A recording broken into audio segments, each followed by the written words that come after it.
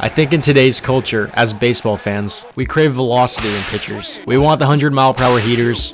Actually, I think we'd prefer 103. Chapman kind of pioneered the speed narrative for pitchers, especially in the bullpen. If I'm McCutchen and I'm seeing 105, I'm taking my helmet off too and going for a walk. The fans love velocity, and the Reds fans could not get enough of it that night. It only backfired for Chapman once.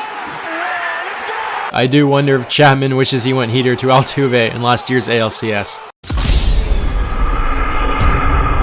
You can't be too mad about the Cubs one. The boys picked them up and they got the chip. Oh, how much you Cubs fans love that W.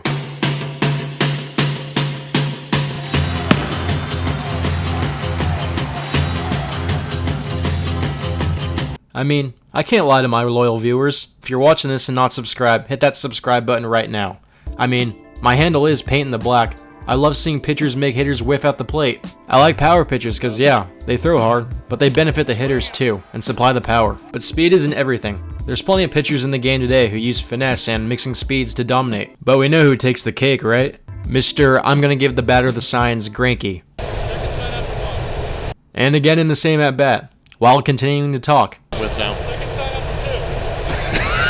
This is incredible. It doesn't matter though. He can tell them the pitches and get them out anyway. Back to the point. Greinke, especially in the past 4 years, has been one of the best finesse pitchers in the league. His stuff is disgusting, and his ability to mix speeds is unmatched. When him and Kershaw were together, that was 12-6 curveball heaven. I personally still can't believe the Dodgers didn't win with that duo, looking at their ridiculous stats. The Dodgers did, however, play some tough teams those years, with the Cardinals and the Daniel Murphy Mets. Nonetheless, Greinke was lethal and really in his prime. Let's take a look at Greinke's repertoire and see what he's going to attack you with. His arsenal includes a 4-seam fastball, a nasty slider, a 12-6 curveball, and a changeup. Greinke uses these pitches to fool hitters and get them out. With Greinke, I could talk about all those great years with the Dodgers.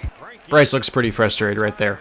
But I really want to zone in on his past 4 years with Arizona and Houston. He used to have velocity on his fastball, but the past 4 seasons he has averaged 89.5 miles per hour. This hasn't affected his performance though, since he's a master at mixing speeds and pitches. I call him a finesse pitcher now because he checks the boxes in 2 categories that define finesse and control pitchers. The past 4 seasons, Greinke has been in the top 10 for strikeout to walk ratio, with his average being 5.77. He finished 4th in 2020 with a 7.44 average. He checks the boxes for bases on balls per 9 innings as well, being in the top 10 the past 4 seasons at only 1.59 walks per 9 innings. There's so many games I could break down, like his World Series performance in Game 7 where I don't know what Hinch was thinking pulling him, or his near no-no in Seattle last year, but a game for Greinke in Oakland this year really stood out on August 7th, and I want to take a closer look. Zach must really like the cutouts in Oakland, I guess. So we're going to look at 2 innings. Let's start with the bottom of the 5th. So with 1 out in the 5th, Greinke hits Robbie Grossman. Sean Murphy then comes up and lines a single up the middle, and Greinke walks Tony Kemp on 4 pitches that load him up. Now Greinke has to face Simeon with the bases loaded.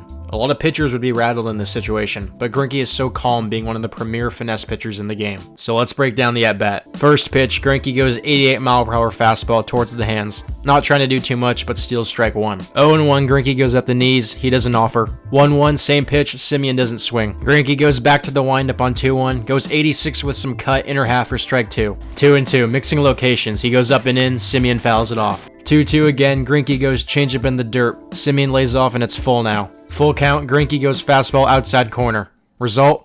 Inning-ending double play. Greinke's command was so on point in getting out of that jam. The next inning was even better. So Laureano comes up to lead off the 6th, and Miles Straw makes a blunder in center, which lets Laureano end up at 3rd easily, with the meat of the order due up. So Matt Olson steps up and fouls off a few pitches before working it to 3-2. And Greinke ends up freezing him with that 87-mile-per-hour finesse pitcher fastball. I'm sure Olson was expecting changeup. Okay, it's Chapman's turn to get that runner in with only 1 out. Strike 1. Greinke goes same pitch, 87. Strike 2. 1-2 pitch, Greinke goes changeup in the dirt. See you later. Marquette is the A's last hope. First pitch, Greinke goes big bender in there for strike 1. 0-1, 87 at the knees, swing and a miss. 1-2, fastball at the knees, and that should have been strike 3, and Greinke knows it. 2-2, Greinke goes 12-6 curveball again, and that runner on 3rd with no outs is stranded. Greinke has such great control, and he had all those A's batters fold on all those out-of-zone pitches. 3 of the past 4 seasons, Greinke has been in the top 15 for the highest percent of out-of-zone swings from batters. He's able to get so many out-of-zone swings since he attacks the strike zone on the first pitch. Greinke's first pitch strike percentage is 66.4% over the past 3 seasons. That puts him 10th highest in the league for pounding the strike zone. Number 1 is Clayton Kershaw at 69.1%. Greinke is just a joy to watch on the mound.